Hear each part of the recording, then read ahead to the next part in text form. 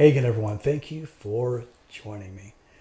There's still a lot of folks making a lot of content out there, more and more each day, people blathering on about nothing. So I want to be very careful that when I come to you, I want to have something to say. I've had this channel now for, I guess, 6 years, maybe rolling up on 7 years. And it's been very done well for me, and I hope for a lot of you too. So I try to get something try to discuss things that actually mean something rather than just keep coming to you. I know that I don't put out the content as steady or timely as I should, but I haven't gone anywhere and I am still doing it, so I'm still here. I will let you know if I decide to sign off. With that being said, let's go ahead and move on to the topic for today. This is an answer to one of my posts on Ollie Matthews' channel. The response, I can't go verbatim. I don't remember exactly what it said, but the poster had said something to the effect of, you need to know your rights as a parent, and then you need to enforce those rights. And I'm here to tell you that it doesn't really matter what you think your rights are as a parent if you're in family court, especially if you are the one that's being dragged into family court by the other spouse. That you think you know your rights, and you may know your rights, that's true, but for you to enforce any of it is nearly impossible. If you were to go up against the court system, two things will happen. You will end up either behind bars, ultimately, or you will end up on the wrong end of a firearm. The court system is enforced. The family court system is enforced. The psychiatrists, the caseworkers, all of these nutbags that are in positions of power are the ones that you're going against. So if you're going up against a narcopath, they are using the court system not as a way to handle things fairly, but they use it as a weapon. I can tell you firsthand, this is what was happening. Because I tried to resolve things in the most equitable manner that I could, the fairest and the quickest, but that's not what they're interested in. They're interested in punishing you if you're going to court with one. Which reminds me that you can't always go no contact as soon as you want to. So the folks that say, just go no contact, good luck with that. As a matter of fact, before I knew about narcissism, before I'd researched it, found anything about it, I began to just go no contact. I wasn't going to have that kind of nonsense happening any longer. I wasn't going to put up with it. And the narcopath that I was married to would either tell me via text or phone message that you will talk to me. And I thought, no, I don't have to talk to you. The next text, or I can't remember if it was a text or voice message, was, we can just let the lawyers talk. And I said, yeah, that's exactly what we'll do. I will let the attorney handle it for me. I'm not doing this. So I started to go no contact before I knew what no contact was. I was cool before I knew it. What's that? I was country before country was cool. I'm not country, by the way. Anyway, so I began to utilize some of these things before I even knew what was going on. I didn't know what narcissism was. I didn't know what it was like to have to go through family court. I was blindsided by the whole thing. I survived several poisonings. I've told you all that before. I used to be 90% sure that that's what happened, but the longer I go, the clearer things get. And I know now that these people wanted me dead for sure. So when you say you need to know your rights as a parent and you need to enforce those rights, how are you going to do it up against these caseworkers, these psychotic caseworkers, by the way, who have daddy issues, who show up, and they're the ones that are going to tell you when and how you're going to see your kids? You better step really, really careful, and you better learn how to play the game or you won't win. Seriously, you will not win. And I'm sorry, this is a win or lose thing. When it goes to court, you are in win or lose. There's usually not, especially with a narcopath, there's not a middle ground. I tried to do middle ground. I tried to achieve that, but the more that you gave, the more that they would take. So early on, I decided that I wasn't going to put up with that anymore. I was fortunate enough to have been breaking out of the matrix, or being red pilled, if you will, about some of the global things that are going on. And it seemed to make sense at the same time that the family issues that I was going through seemed to mirror the global issues at the same time, that it was being facilitated by these people, that you have a choice. I keep hearing these things. Well, the narcissist must have been abused as a child and they had trauma. Maybe. And so did you, and so did I. All right. So what is the difference? Why is it that you suffered through trauma, you endured things, I did, but why are we not narcissists? Because it's a choice. Okay. It's a choice. This is what they choose to do. There's no two ways about that. Cluster B personalities can be changed if the person wants to change it. The problem is that it works for them, especially in today's society, the way things are going, the way they are structured. It's structured against the honest folks. But the narcissistic world is much different than the even human world. I think that they're different. I think they're completely different, wired different. So if you just say, just go no contact, or just know your rights as a parent. Let me tell you a story. Well before the narcopath decided that she was going to strip mine my life, take everything away that she possibly could, which most of it she didn't build, 99% of it I did. Before that, we were visited by CPS. And here's what happened. And it's really scary. You guys need to understand that even if you're not married to a narcopath, or if you live next door to one, or across the street, or somewhere in your proximity, there is one, these things can happen. So one of our sons had jumped out of a tree and fractured his arm. Okay. And I didn't know this at the time. The tree was probably 4 foot off the ground. It wasn't very tall, but he was a young guy, like kids do. And he says, yeah, it hurts. And so we put ice on it and did what you're supposed to do. Well, we waited a day, and it didn't seem like he was feeling. He says, man, it still really hurts. So the ex-narcopath, takes him to the doctor, as she rightly should, and they x-rayed it, found that it had been fractured. Okay. And I have not seen any of this. I didn't know. I wasn't there when he jumped out of the tree, nor was I there when she took him to the doctor. But the story gets better. So she comes home and she says, they want you to take him to the doctor now. And I don't know why. So I don't know that I'm about to be ambushed by 2 social workers. And I take him to the doctor like I'm supposed to. And I guess they're going to tell me something. I don't know why they would send her home with him and then have me show up with him again. And these 2 daddy issues social workers come into the room and start questioning me. And they start questioning him. Is everything okay at home?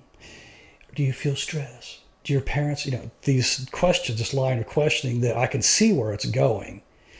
Before I went into the room, the nurse handed me a note, and it said, he's done this before, talking about the doctor. This doctor is him something. Nasty little doctor with this nasty little, just a grotesque piece of work. So this guy comes in, he goes, why didn't you take him to the doctor? I said, well, I didn't know this. I did what we normally do. And so he calls this CPS on us. And so I pick up our son. I leave. I'm done. This conversation's over, and I'm not taking any more crap from you people. So I go home, get a call from the social worker, comes to my house about 6:30, 7 o'clock that evening. And she tells us she's on her way, and they come into the house. We let them in, which I don't know what you're supposed to do. This is all hindsight. This is all 20 plus something years ago. So I'm talking to this lady. Of course, during the time, I feel like it's always best to be honest with whoever.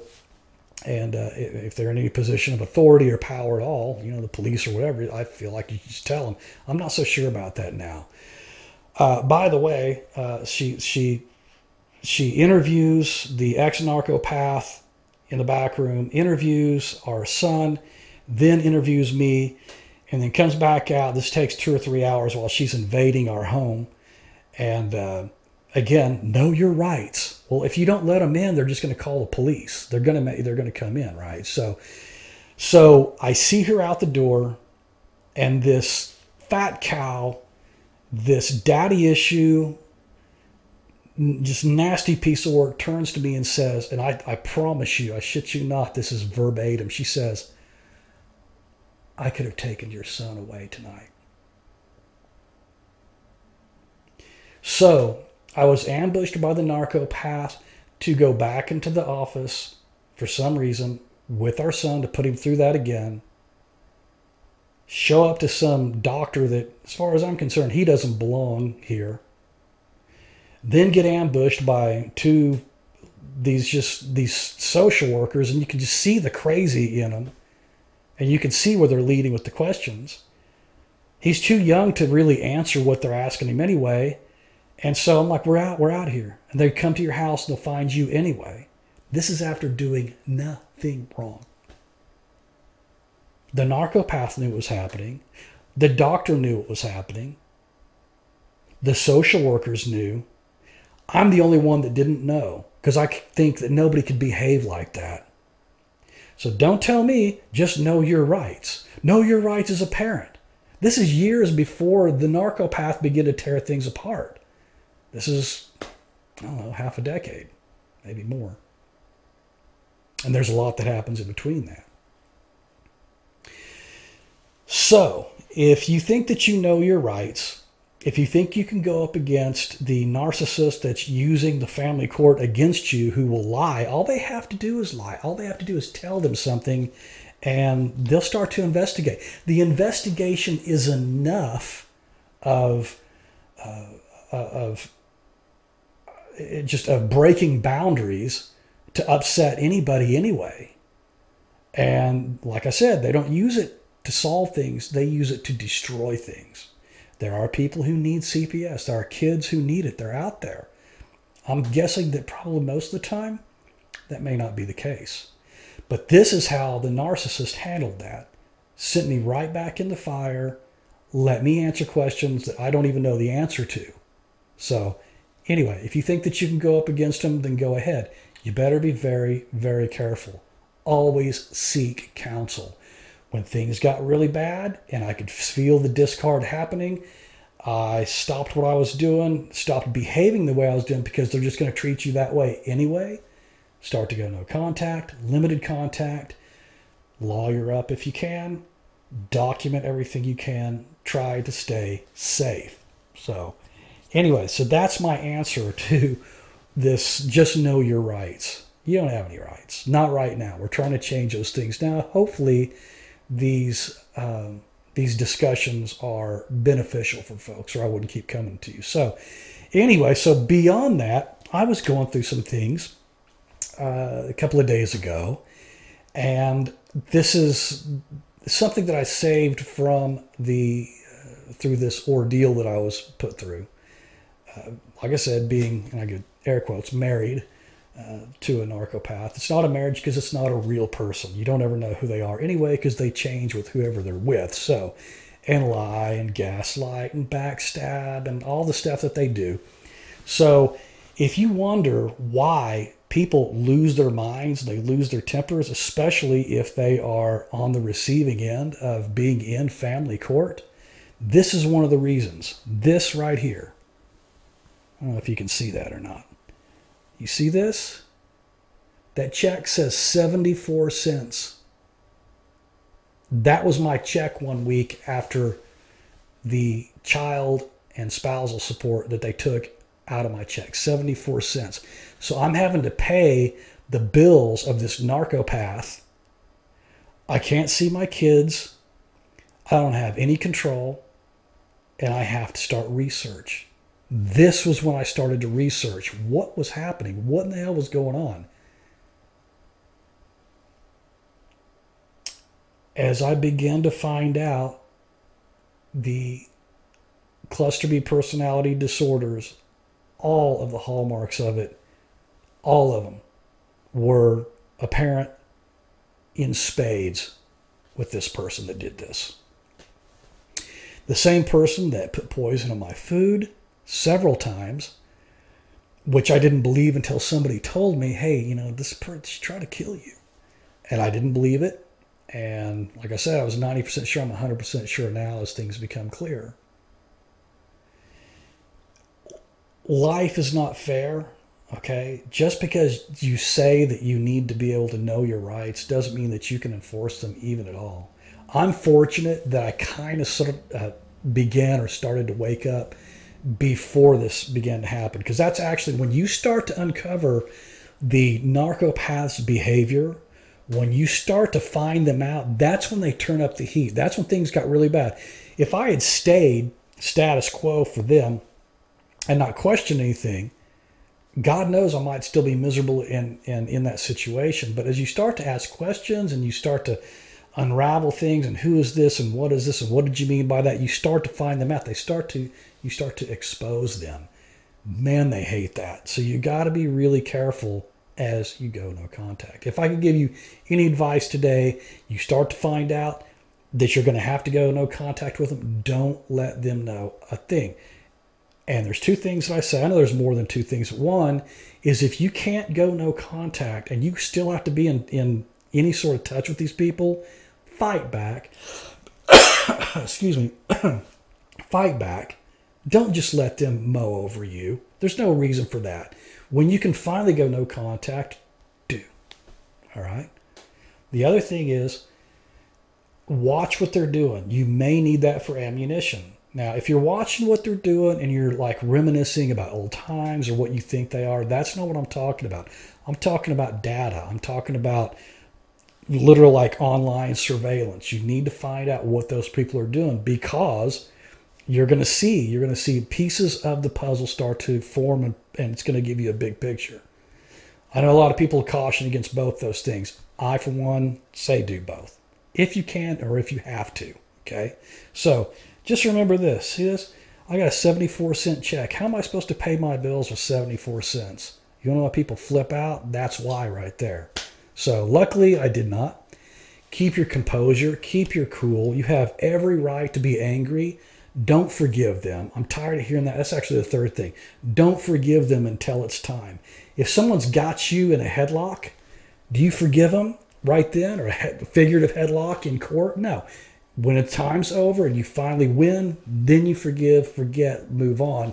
Don't hold it in. But right at the time, these kinds of, as we call them, negative emotions, really keep you in. They keep you in check. They keep you safe. They're there for wisdom. You're not there just to like forgive someone and let them do it again. You have to stand up for yourself. Period. End of story. Don't let the narcopath do that to you. So anyway. This is funny now, but it wasn't funny then. So, all right, listen, I want to thank you all for hanging out with me. It really does mean a lot. And like I said, there's a lot of people making a lot of really cringy, just really bad content. So if you think that this is still beneficial to you, y'all still enjoy it, I'll still make some as long as I'm still around. And of course, if I do decide to sign off, I will let you know. So, all right, good to see y'all again. Thank you, and I hope to see y'all again real soon.